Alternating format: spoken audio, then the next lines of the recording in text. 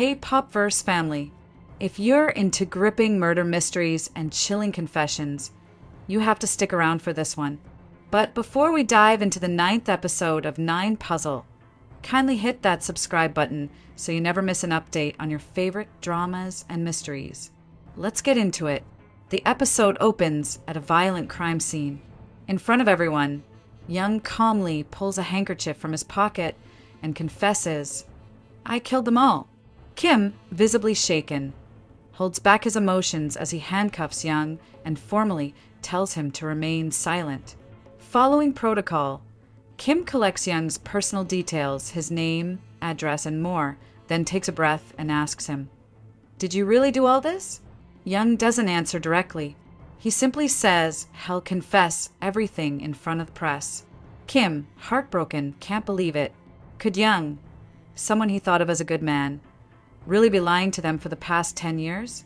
Meanwhile, Choi and Gong search Young's home but find nothing unusual, except a group of teenagers. Turns out, Young has turned his home into a shelter for orphans. He doesn't even live at his registered address. Ina then visits Young and tells him that she finally feels guilt-free, realizing she had nothing to do with her uncle's murder. But Young says nothing. She asks him a crucial question. If Young saw her after her Uncle Dong's murder and recognized her, why didn't he kill her too? Again, silence. But she notices something strange in his eyes. Back at the station, the cops discuss Young's past. He lost his father at 5. Then his mother abandoned him. He grew up in an orphanage, but those only house kids until they're 18. The teens living at Young's place now are all over 18, orphans he's still supporting. The team can't find any leads, and Young seems to have no close contacts.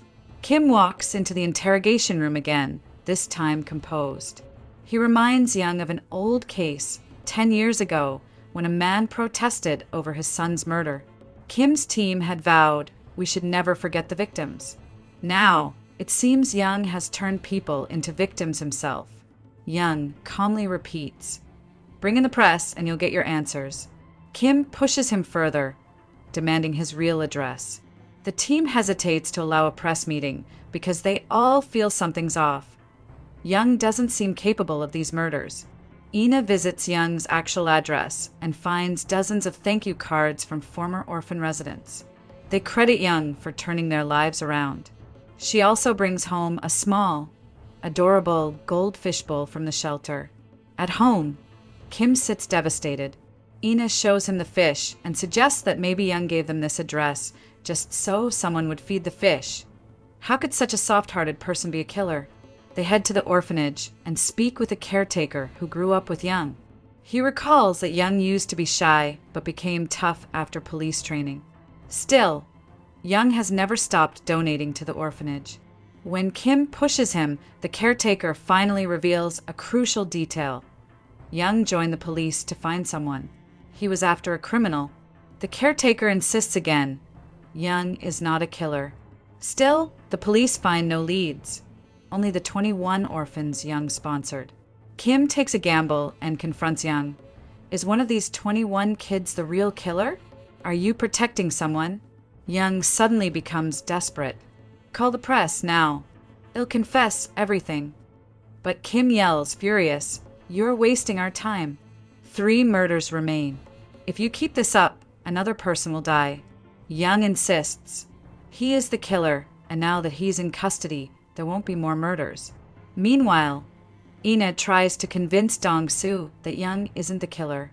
She explains how shocked Young looked when she mentioned standing behind her uncle's killer, like he genuinely didn't know what she was talking about. Eventually, they release Young. Kim tells him there's no evidence against him. During Mayong's murder, Young was at the station, confirmed by CCTV and witnesses. Still, Young doesn't seem relieved. He looks more disturbed, like he knows who the real killer is and he's protecting them. As Young leaves, Choi follows him. Kim ordered this tale in hopes of finding a lead. Meanwhile, Ina starts profiling other suspects. She visits Dr. Wong and asks for a ride. Though he says he's busy, she still hops into his car. She questions him about a story he once told. about a boy abused by his uncle who then killed the man. Was that boy him? Dr. Wong brushes it off, claiming it was a mistake to bring up a patient's case. Ina presses further. Had he met her before their first formal meeting? He grows defensive, saying a senior introduced them. Then, uncomfortably, he asks her to get out of the car. Elsewhere, a new character enters. Mayor Mayal, out hunting with his consultant, Kwan. They're planning to clear greenery to build a highway. Kwan, obsessed with hunting, sets up a gun on site. At the same time, Young arrives at the scene. Tracking someone using GPS, Choi follows behind and alerts Kim of his location. Young reaches first. Choi arrives moments later and is suddenly attacked from behind. It's Young, who chokes him just enough to make him pass out. Then Young grabs Choi's gun and aims, not at Kwan, but at someone hidden nearby. That hidden man is the real puzzle killer who's just about to shoot Kwan. Young fires into the air to alert Kwan, but Kwan thinks Young is attacking and fires back, hitting Young. In the chaos, the mayor and killer flee. Kim arrives, sees 4 cars, and finds Young injured on the ground. Young, shot, whispers that he tried to stop the killer. He knew the victims. Kim breaks down crying. Why risk your life to protect them? Young admits, it all started because of me. The killer's victims were also culprits, but the kid is innocent. Which kid? We don't know. Then, before passing out, Young whispers 2 names, Shindongna and Seo Jun. Are they future targets or clues to find the killer? Just then, the killer also shoots Kwan, and both Young and Kwan are rushed away in ambulances. Later, Ina finds Kim devastated and tells him Young wanted the truth leaked to the press. Maybe doing that will lead to answers. That night, Ina Googles Shindongna and finds it's the name of both a magazine and an apartment complex. It feels strangely familiar. Meanwhile, the department discusses Kwan. He's 58, a former prosecutor known for filing complaints. The killer likely knew this. But how did Young know where to be? Maybe he placed a tracker on the killer or victim. But now that tracker's missing. Did the killer take it? Dong-soo asks where Young got a gun. Choi confesses Young took his gun after knocking him out. Kim visits Kwan in the hospital, shows his ID and checks on him. Then he sits outside in the waiting area, worried. Ina leaks Young's statement to the press. The puzzle killer is all over the news, and Chief Han is furious. The pressure on the department is now sky high.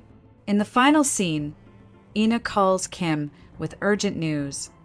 The 7th puzzle piece has been delivered. Kim rushes to check on Kwan, who is still alive. Ina tells him to turn on the TV. And there it is, the 7th puzzle piece delivered to a news channel. It shows a balloon seller handing out balloons to children. Just then, Kwan's breathing falters, and in front of Kim, he dies. This time, the puzzle piece was delivered before the death. But how? Kwan was under police protection. So who really is the killer? Drop your guesses in the comments. And if you haven't subscribed to Popverse yet, what are you waiting for? Hit that button so I can keep bringing you the best drama breakdowns and movie explanations. I'll see you in the next one.